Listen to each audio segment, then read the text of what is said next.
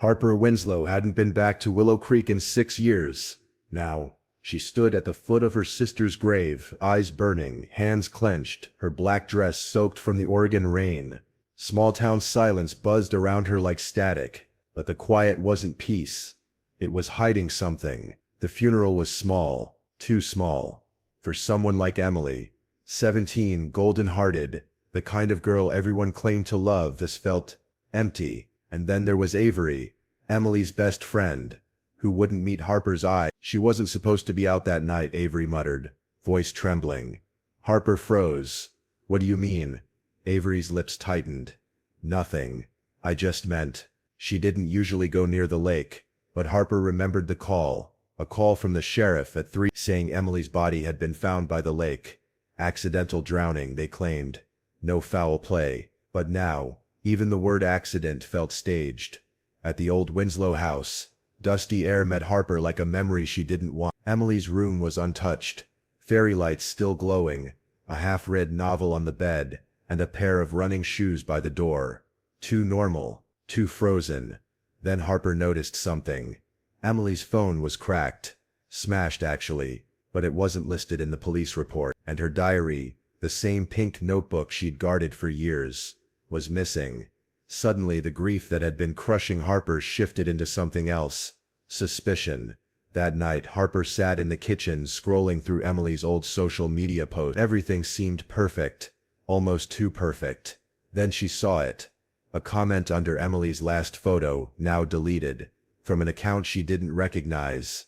You promised to keep your mouth shut. She felt her skin go cold. The next morning, Harper visited the diner downtown. Everyone looked at her like a ghost. No one wanted to talk. No one wanted to remember. Except for one person, Mrs. Klein. Their neighbor leaned in and whispered. She was scared that week. I heard her crying through the walls. Said someone was watching her. Harper's breath caught. That night, she stood at the lake where her sister was found. Mist clung to the surface like a secret. And Harper knew someone was lying. Maybe multiple people, and the first person she needed to confront was Avery. Emily said if anything happened to her, the lake would remember. And now you're standing here like you didn't bury the truth 6 feet under. Avery's hands shook as Harper laid the photo on the table. It was Emily, smiling nervously beside a boy Harper didn't recognize, taken just days before her death. The background, the lake, same stretch of water where her body was found. Same mossy dock, but there was something in Emily's eyes. Fear. Who is he? Harper asked. Avery looked away. She told me not to say anything. Said it was dangerous. Harper leaned in. She's dead. Avery, dangerous already happened. Avery sighed, defeated. His name's Tyler. Mayor Reynolds' son. They were involved. But he didn't want anyone to know. Suddenly things began to click. The deleted comment. The missing diary. The town's silence. Harper drove straight to the lake. A rotting dock stretched into the water like a memory, refusing to die. She crouched down, running her hand over the boards. And there, wedged between 2 planks, a soggy slip of paper. Emily's handwriting. He said he'd ruin me, that no one would believe me if I talked. Harper's pulse pounded. Tyler Reynolds wasn't just some high school heartbreaker. He had power. Through his father, and Emily had been caught in something ugly. That night Harper snuck into Emily's room again, this time looking for backup drives. Emily had always been tech smart. Sure enough, hidden behind her bookshelf, taped to the wall was a tiny flash drive. Inside, photos, screenshots of texts, and a voice note. Harper hit play. Emily's voice, scared, whispering, filled the room.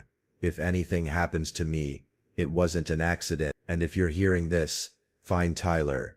The next day, Harper visited Officer Jameson, her old friend from high school now working local law enforcement. She showed him the note and drive. But instead of leaning in, he leaned back, guarded. This goes nowhere official, he warned. The mayor's got ears everywhere. And if Tyler's involved, trust me, people will protect him before they protect you. Harper swallowed hard. Then help me quietly. Jameson nodded once. I'll see what I can dig up. That night, Harper received an anonymous text, "Stop, or next time, it's not your sister in the lake." She stared at the screen, her fingers trembling. But instead of fear, something else lit up in her chest. Rage. Harper was no longer just mourning. She was hunting. They covered it up once, but not this time. Not with her voice echoing through every secret you tried to lock away in this town. Harper stood in front of the town hall, watching the mayor give a televised speech about community, unity, and healing. His son Tyler stood just behind him, hands folded like a choir boy. It made her sick, because Harper had just listened to the final piece of her sister's voice note, the part that was corrupted, until Jameson restored it.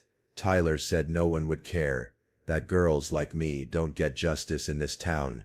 Emily had tried to report it, had gone to the school counselor, but her statement had never made it past the office. Someone or several someones had silenced it. Harper now had a choice: expose everything, or disappear like everyone else had. But she didn't come this far to walk away. She walked into the sheriff's office and dropped the flash drive on his desk. "Backup's already in cloud storage," she said. "Try to bury this, and it'll surface again." Louder. He stared at her, then at the screen, the photos, the voice, the threat. "Where did you get this?" he asked quietly. "From someone you let die," she replied. That night, the story broke. Whispers turned into outrage. The town began to speak. Emily's name trended statewide. Tyler was taken into questioning.